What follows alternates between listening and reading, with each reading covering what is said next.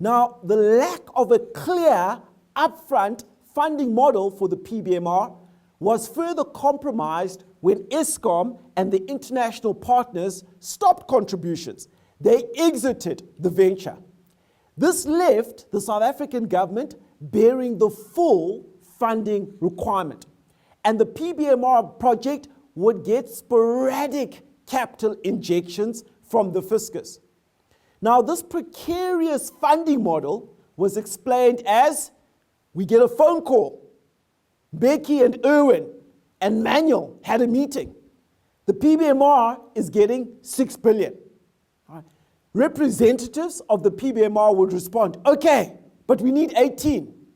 And the caller would reply, the government will give a third, and I will go and get the investors.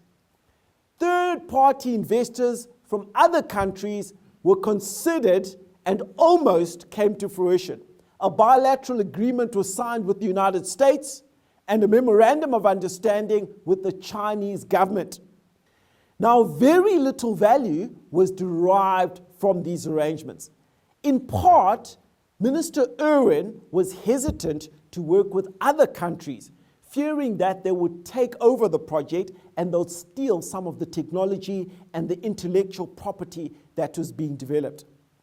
Key to the failure of the funding model was also Eskom's decision not to commit to buying the first 10 commercial modules as originally envisaged, based on value for money considerations. Eskom benchmarked the per kilowatt costs of the PBMR with its existing coal-powered stations, and they argued they were not willing to pay approximately $1,000 per kilowatt.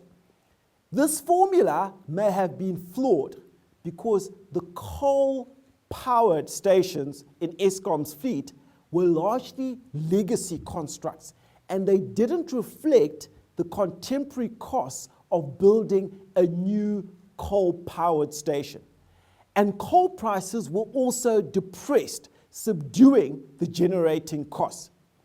The absence of an off-taker for the PBMR was a major blow, not only to prospects for funding, but to the entire project as a whole. So Eskom itself, by pulling out of the commitment to buy those 10 first PBMRs, contributed significantly to undermining and collapsing the project.